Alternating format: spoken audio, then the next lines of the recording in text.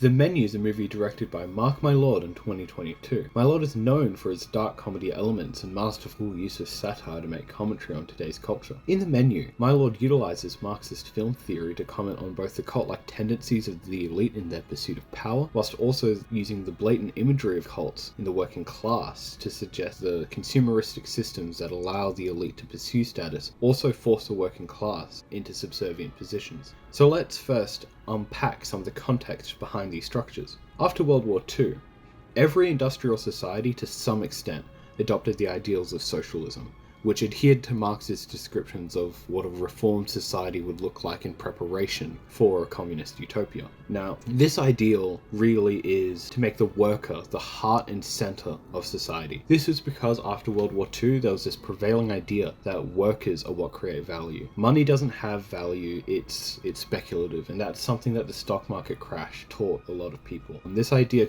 culminated in workplaces after World War II suddenly having an incentive to treat their workers well. This idea is seen in The Menu, but it's taken to the extreme. The workers are treated well on Hawthorne Island, but they will never be equal to Sloat. There is an inherent barrier there, and that's seen in The Mess especially. That's what kind of the whole thing is. And Mylod uses Sloat's evident abuse of power in scenes such as The Mess, or his sexual harassment revealed at the beginning of The Man's Folly dish, to illustrate this almost Nietzschean concept of what he called master and slave morality. This is Nietzsche, not Mylod. In which Nietzsche kind of says that slave morality, which is like this base herd mentality, is what most people fall under. They exist purely to oppose whatever people that have it in them to take power and control of their own lives, and that's what makes the elite elite. And that would include Sloat. And Mylod uses this idea to get behind that the subservient positions that the working class have been forced into. In some ways, the working class aren't necessarily to blame,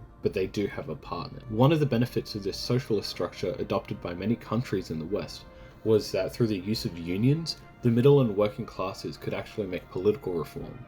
This is why things like healthcare and cheap education were more prevalent in Western countries back when these industries allowed for these systems. One of the key arguments made by Mylod is that this shift from workers to consumers, meaning essentially that the value is being shifted from work to the value being associated with status. Both the working class and the ultra-elite engage in almost cult-like practices to generate this new kind of currency. Mylod suggests that through the commodification of food and food culture, that the most important thing to the elite is status, and that status is derived not from some inherent value on the pursuit, but simply in the exclusivity of that experience. A character example of this are the Leibrands. They've visited Hawthorne Island a total of 11 times, yet they cannot remember a single dish that they had. Mylod uses these characters to illustrate to the audience that to the ultra wealthy and powerful like the Leibrands, the value of dining at Hawthorne Island isn't actually rooted in the food itself, but rather that the fact that the price acts as this barrier of entry to anyone that isn't in the club, or in other words, someone that doesn't have the same amount of money or power as them. To go back to that Nietzschean idea referred before, someone that is willing to be subservient to that consumeristic system. The most obvious parallel to The Menu and cults would be the staff of Hawthorne Island, but it is important to note that in many ways the elite also function as a cult. And the case study for a cult that I'm going to use is the Heaven's Gate cult. And the main context you need to know is that in late March 1997, 39 members of the Heaven's Gate cult died in a mass suicide that took place over 3 days. This relates to The Menu for two main reasons. First, Mylod uses the behavior of the staff at Hawthorne Island to resemble that of the members of the Heaven's Gate cult and other cults. It's textbook. Whilst the members of the Heaven's Gate cult believed that their actions were in service to the supernatural extraterrestrial entity and was a vital step in their own salvation, this is reflected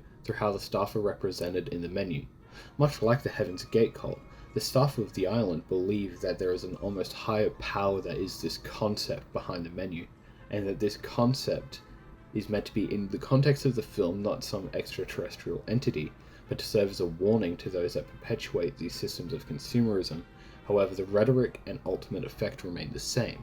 which is why at the ending of the menu there is mass suicide, because there is also this acknowledgement that the working class did ultimately perpetuate this system of consumerism. And the second, and this applies to both the elite and the workers at Hawthorn in different ways, is that the costuming of the staff at Hawthorn, the uniforms especially, in the context of cults, are a means of dehumanization. This is often done under the guise of unity, but in actuality are devices used to strip agency. So my lord uses the uniforms of the line cooks to just reinforce this idea that they are a cult. But with the costuming, my lord also suggests that the elite are engaged in this almost cult-like behavior as well.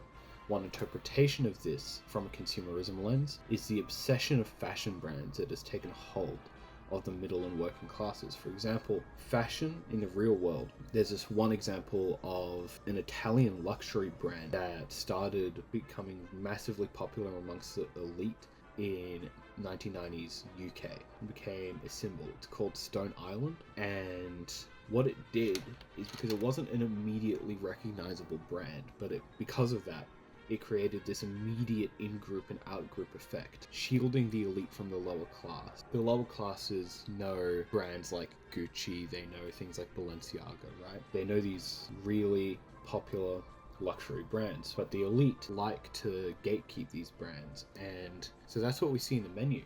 With all of the characters except Margot, they are either in uniform, stripped of their agency, or they are wearing luxury clothing that isn't branded, so it's impossible for lower classes or those that they see are lesser than them to achieve that same status. And that's the main thing. It's the currency of status that the elite are after, and control and the status associated with that control for Slowett that he imposes on the line chefs at Hawthorn Island. This focus on how basic necessities of food and clothes are often removed from their functional purposes in favour for the social benefits that they can create is how my lord ultimately contends that the social status is the currency of both the elite and the working class.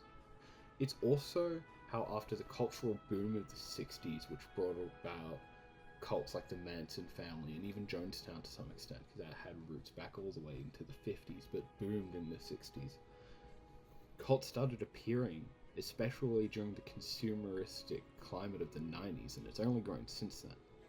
In essence, my lord critiques the want of social mobility that is present in everyone regardless of class due to society's shift to more arbitrary forms of influence and currency through status, and he does this through the use of his characters' costuming and acting through the film The Menu.